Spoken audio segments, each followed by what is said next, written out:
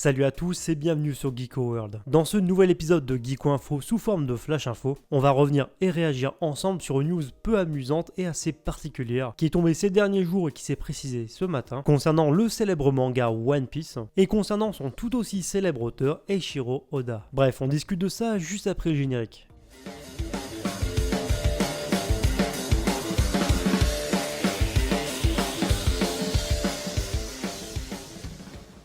Alors, comme évoqué juste avant le générique, si vous êtes fan du mythique, du légendaire manga One Piece de Eiichiro Oda, vous devez déjà être au courant qu'au milieu de la semaine, il y a plusieurs rumeurs, plusieurs informations qui ont circulé. Et ces fameuses rumeurs et ces soi-disant fuites nous faisaient part justement que One Piece serait en pause dans le numéro 44 du Jump, donc à savoir celui qui arrive lundi au Japon, car le célèbre auteur de One Piece Eiichiro Oda étant malade, le manga ne pourrait pas revenir avant 2 semaines. Et bien c'est très tôt ce matin que ces fuites ont été confirmées officiellement par le biais premièrement du numéro 44 du Weekly Shonen Jump, où il y a eu quelques pages du magazine qui ont fuité sur internet, et l'information a également été partagée par certains comptes Twitter officiels, donc premièrement celui du Weekly Shonen Jump et celui de One Piece. Et ces communiqués officiels indiquent en effet que One Piece est en pause cette semaine car Eiichiro Oda est subitement tombé malade, ce qui l'aurait mis dans de mauvaises conditions physiques. Ce fameux communiqué indique également que maintenant Oda est beaucoup mieux, qu'il a récupéré et qu'il est rétabli, et par conséquent que le manga One Piece ferait son grand retour dans le numéro 46 du Weekly Shonen Jump, disponible le 17 octobre au Japon. Alors je pense que c'est sûr, cette histoire a sûrement donné quelques sueurs froides aux fans, mais au final les communiqués officiels se veulent plutôt rassurants quant à l'état de santé du célèbre auteur. Donc rassurez-vous, le prestigieux auteur de One Piece va bien. Mais c'est vrai qu'il faut dire qu'au vu des conditions assez extrêmement difficiles que vit l'auteur au quotidien, et que tout le monde connaît d'ailleurs, afin de garder un rythme de publication régulier dans les pages du Jump, il n'y a rien d'étonnant à ce que justement la santé d'un mangaka soit assez fragile. Néanmoins, c'est là qu'on peut se poser la question, est-ce qu'un autre rythme de publication pour le manga One Piece ne serait pas justement bénéfique à Eiichiro Oda? Surtout que ce dernier à quelques reprises a déjà déclaré que sa santé lui faisait parfois faux bon. Personnellement, ça fait plusieurs années que je suis convaincu que ça serait une excellente idée. Mais bon, faut avouer que le peu qu'on connaît par rapport au bonhomme, je suis persuadé qu'il n'y a aucune chance pour que l'auteur justement prenne une telle décision. Eiichiro Oda est un homme acharné et ça se ressent justement à la lecture, dans ses planches et dans son œuvre de manière générale. Donc c'est clair que si un jour il y a un autre rythme de publication qui apparaissait, ça serait pas mal, mais ça m'étonnerait. Aussi, je tiens vraiment à dire que voilà, je comprends la frustration de certains, parce que quand on est vraiment fan, quand on est vraiment accro justement à une telle série comme One Piece, une série de cette envergure, c'est vrai que ça peut paraître difficile justement de pas avoir sa dose hebdomadaire de One Piece. Pour le coup, c'est vrai que ça manque un petit peu cette dose hebdomadaire de son œuvre favorite. Mais je vous rappelle seulement un truc assez bête, c'est que derrière les œuvres, il y a un humain, il y a une personne. Et en plus, ces artistes, ces personnes, c'est des personnes qui bossent dans des conditions absolument effroyables, je trouve, absolument terribles. Et je pense qu'il n'y a pas beaucoup d'entre nous qui pourraient tenir. Parce que du peu d'informations qu'on connaît, généralement, on sait qu'un mangaka publié dans le Weekly Shonen Jump, ça dort entre 3 et 4 heures par nuit. Donc je vous laisse juste imaginer faire le total sur 20 ans. Ces gens sont absolument des monstres du travail.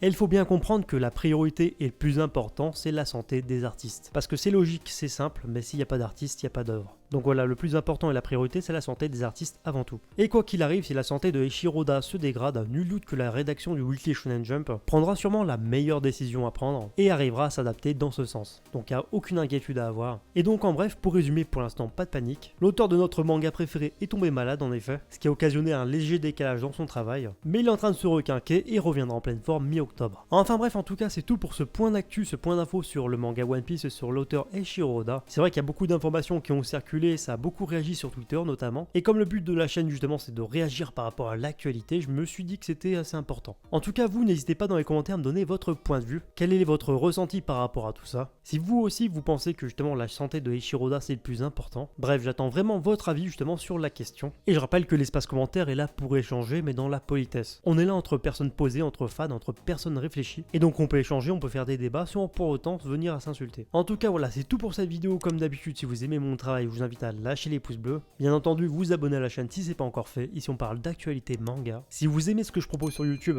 je peux que vous inviter à me rejoindre sur Twitter, Facebook, Instagram et maintenant TikTok. Tous les liens sont à l'écran ou en description. Et sur ce, je vous dis à bientôt pour une prochaine vidéo.